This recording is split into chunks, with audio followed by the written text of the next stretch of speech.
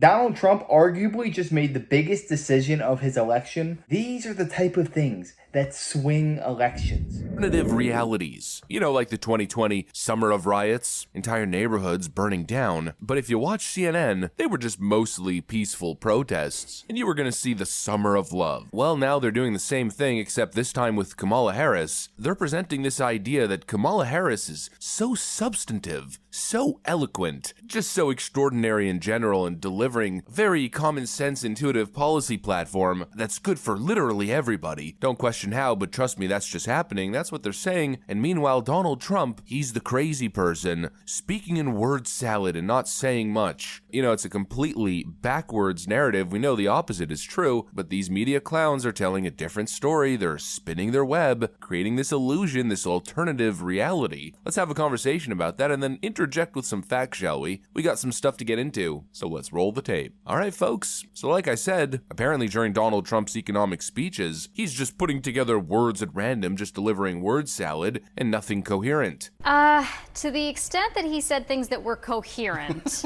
and some of it was just sort of words randomly chosen out of a dictionary, I think. To the extent that he said anything that was coherent, it was kind of what we would expect. It was a promise of more income tax cuts, higher tariffs, which, by the way, tariffs are taxes. And if you look at the distribution of what he has proposed, most people would see more increase in taxes through tariffs than they would see tax cuts through income tax cuts. So some of that, offset. yeah, it more than gets wiped out. So you heard tariffs, taxes, you heard this government efficiency commission, which I think at best will probably do nothing. We've had lots of blue ribbon panels before. At worst, might help Donald Trump identify more enemies whom he can weaponize state power against. And then kind of more of the same deregulation, which he tried to do in the first term. Is this woman serious? She actually doesn't think that a government efficiency committee being run and controlled by Donald Trump and Elon Musk would be efficient. She doesn't think that would make major waves in Washington and shape up politics as we know it today. I mean, Elon Musk is the guy who fired 90% of Twitter, and it runs better now than it ever had before. I think what the news tries to do is just project. Whatever the weaknesses of their candidate are, they just project it onto the other person. That way, when Trump actually points out their weaknesses, the reluctant voter, the middle ground person, they don't really know which is which. It's not only this election that they've been doing it also. They did it back in 2016 with the Russia collusion. Turned out that Hillary was the one that colluded with Russia, not Trump at all. This clip, I guess, obviously trying to flip the script, but let me just remind everybody that this is Kamala Harris. This is an interview from yesterday. How are you feeling about Pennsylvania? I am feeling very good about Pennsylvania because there are a lot of people in Pennsylvania who deserve to be seen and heard. That's why I'm here in Johnstown, and I will be continuing to travel around the state to make sure that I'm listening as much as we are talking, and ultimately I feel very strongly that you got to earn every vote. Yes. And that means spending time with folks in the communities where they live.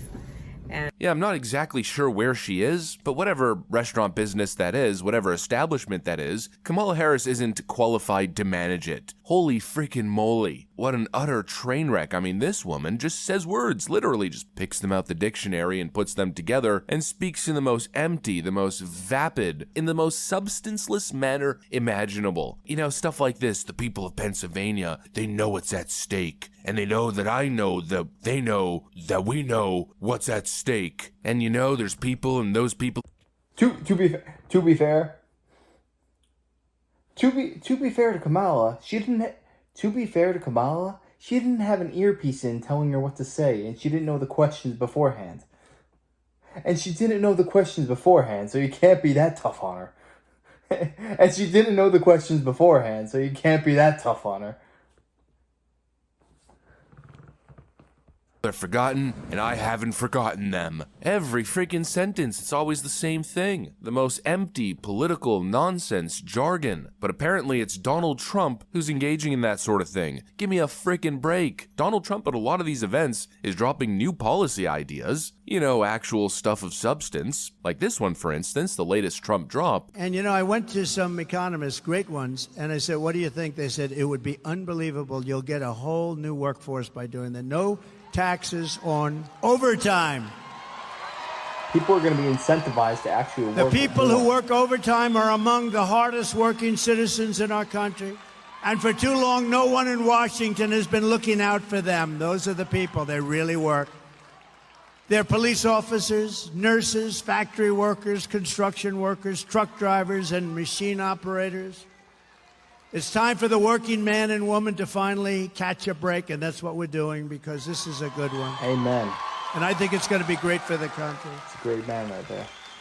So that's why we will be saying that if you're an overtime worker, when you're past 40 hours a week, think of that. Your overtime hours will be tax-free. Okay? Good? You're going to have it, too. No tax on overtime. I mean, talk about a policy that incentivizes productivity. Most of the Western nations that America is competing with have a whole lot of bureaucracy and labor laws strictly managing overtime. Let's call it anti-productivity incentives. I mean, imagine the competitive edge if you incentivize overtime. Personally, I have no issues with it. When I was in my mid-20s working a corporate job, I tried to get as much overtime as I could, especially when I was young. Knowing I didn't have a bunch of responsibility, I could actually dedicate my time to my career. Well, imagine you could do that and there's a tax savings benefit. People want to work extra and produce more and get paid for it, at least within reason. Well, then why not? It could be great for the nation's economy. This is good policy to explore. Just like no taxation on tips. You know, Trump keeps coming up with some pretty interesting stuff, and you could tell that I think he's a little bit inspired with Elon Musk. Elon, of course, is someone that Donald Trump is currently working with on a government efficiency department. Fourth, at the suggestion of Elon Musk, who has given me his complete and total endorsement. That's nice. He's a smart guy. He knows what he's doing. He knows what he's doing. It's very, very much appreciated. I will create a government efficiency commission tasked with conducting a complete financial and performance audit of the entire federal government and making recommendations for drastic reforms. We need to do it. Can't go on the way we are now.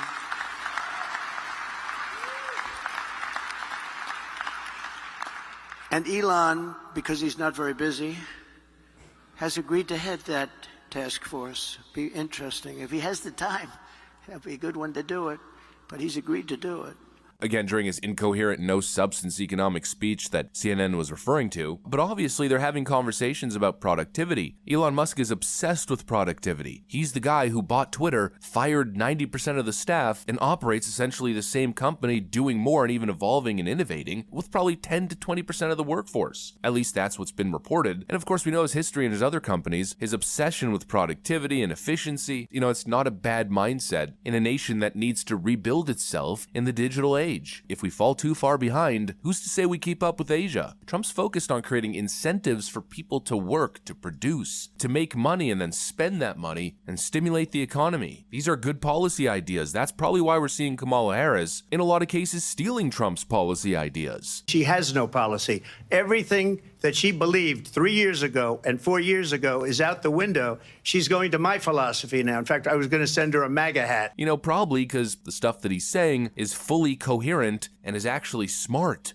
Although she is adopting some of Donald Trump's policies right now, if she does get elected, the moment that she steps in that Oval Office, all the policies she adopted, she's about to let them go. She's going to make her own policy. Thank you very much for your vote, and I'll see you in 4 years. She has no intention on actually following through. She's only saying it because she has no actual policies on her own. And if she did muster up something for herself, it would not end well with the American people. Because she's a communist. She's Comrade Kamala. Come on now. But I'll tell you, Donald Trump is a smart man. He knows how to get the economy going once again. Actually incentivizing people to go out there and earn some more money for themselves and their family. It's so refreshing, especially after this administration actively going against the middle class, hiring 40,000 IRS agents to audit Americans in the lower and middle class. It's just a shame to see. But let me know, are there any policy decisions that you would love to see Trump enact before he gets elected come November? Me personally, I would love to see him get rid of the capital gains tax. I don't think he'll do it,